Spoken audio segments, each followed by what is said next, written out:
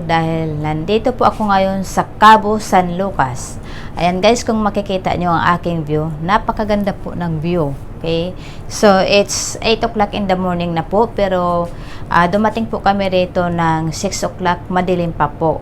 So ngayon po ay ang mga tao po ay unti-unti nang lumalabas. Nandito lang po kami sa gitna ng dagat, hindi po kami nakadaong kasi wala pa po yata silang basta pag dito po sa Cancun, lagi lang po dito sa gitna ng dagat.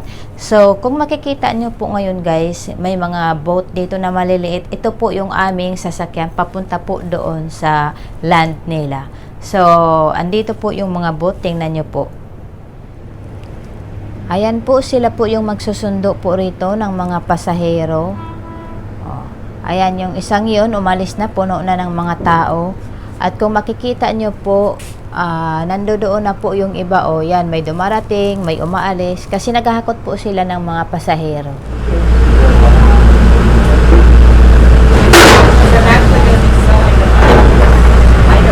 So yun guys, nandito na po kami. Ayan, masakay na po kami ngayon. So ayun guys, excited na po kami. Ayan, pupunta na po kami doon sa land. Dito yung aming sasakyan ngayon, itong boat na to. So ayan, diba, masaya. Medyo malon-alo ng konti. So see you there guys, okay?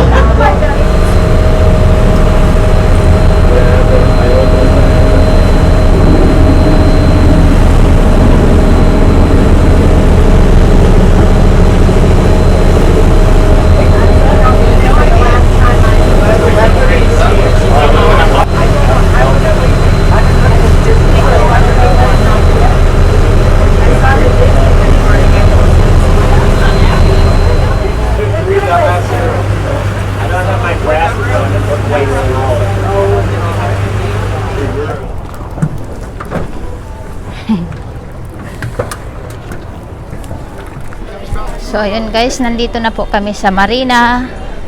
Yan, kung saan maraming mga shopping area rito.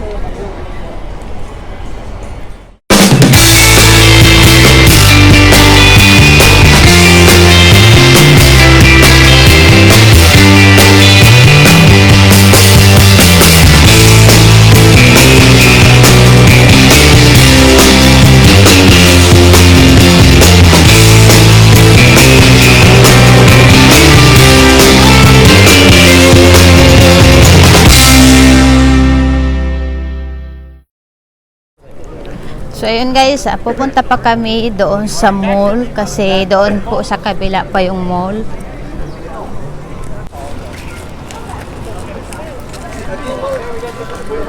Estoy listo para las jugadas. Marina, the celebrity and the Disney cruise ship. Oh.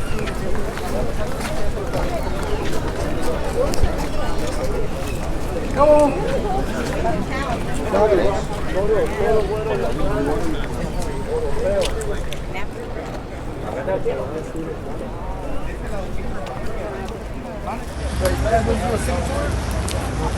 About one taxi to the heart. You guys rent an ATV? Take my car. Boss, how many days left? I'm here, Captain Honesty. I got a good deal for you. Bossman. So we're going to start there. We're going to start here. I guess so. I don't know where the mall is. I look and look and look. Wait. No. Other big This is the only marina. The mall is on the corner. So yun guys, nandito na po kami sa mall. Yan, so nakarating na kami rito. At mag-iikot-ikot po kami rito. Papasyal ko kayo, kaya mag-enjoy po kayo.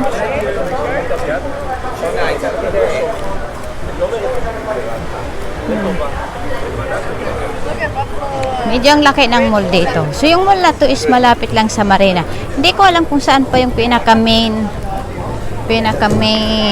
mall nila. Hindi na kami nag-explore. Basta dito lang kami kasi meron lang kaming 3 hours. 3 hours lang kami rito.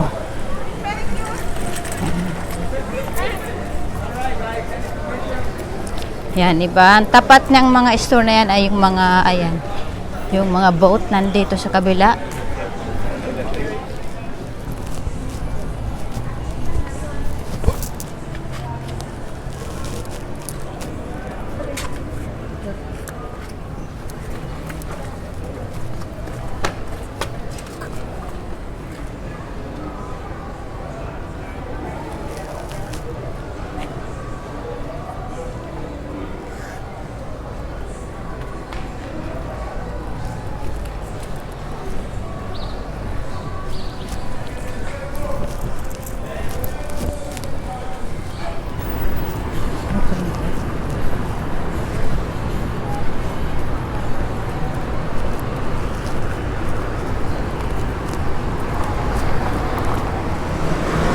So, walking pa rin kami guys on the way to the mall. Nandito pala, malapit pala rito yung mall nila. Couple blocks lang. So, mag-walking lang kami instead na sasakay kami ng taxi. Okay, meron din silang mga pedicab. Pedicab ba? Oo, pedicab. So, meron din silang mga pedicab. Just like in the Philippines. Yan, bisikleta na may sidecar. Meron din sila. O yan o. Katulad yan. Okay. So yan yung transportation nila. Yan. Transportation dito lang sa malapitan. Ah, the Giggling Marlin. Yan pala yung no, giggling. Giggling Marlin. So, yan pala yung tinuturo ng asawa ko.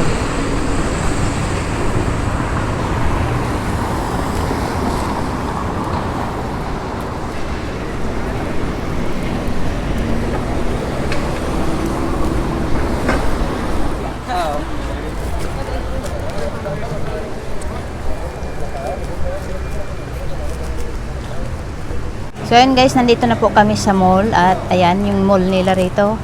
So, papasok na po kami. So, ito po yung mall nila dito. Ayan, nakikita nyo ha. Maraming sarado. Ayan. There's also an upstairs. I see people coming down. You want to go upstairs? No, I want to look at the first floor. Okay.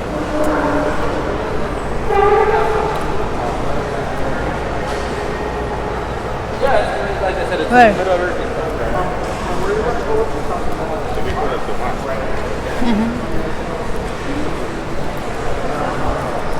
So, ayan guys, ang daming mga saradong mga store. Ayan, kung makikita nyo.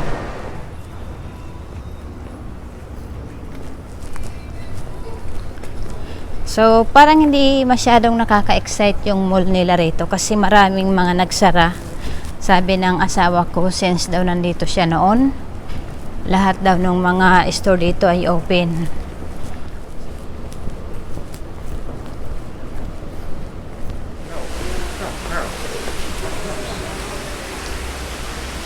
Oh.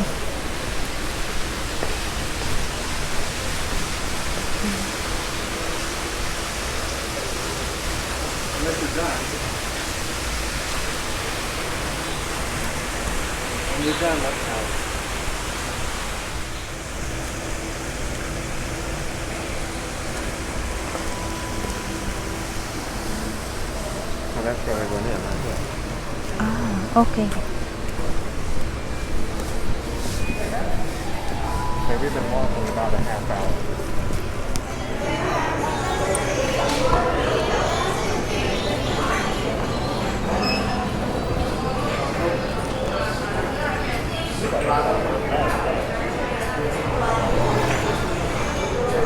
Ayan guys, shot glass lang po yan. So yan yung mga sikat dito sa Mexico.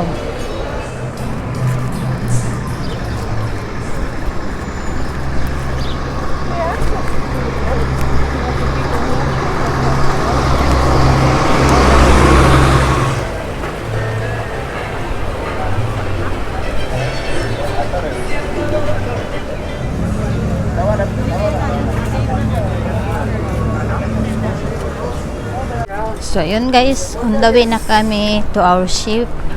So, galing na kami sa mall, galing na kami dito sa mga shopping area. At, yan, medyo mahaba-haba rin yung lakad namin. Nabot din kami ng 1 hour walking. So, nakaka-proud guys kasi yung isang guy doon na nakatayo sa may tindahan, nakita niya yung suot ko na flag.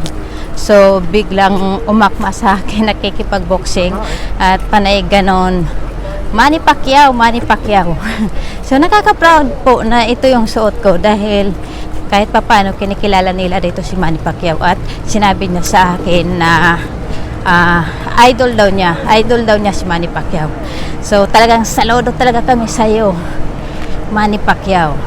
So, yun lang guys yung experience ko ngayon. So, see you there. So, back to the ship. Ayan.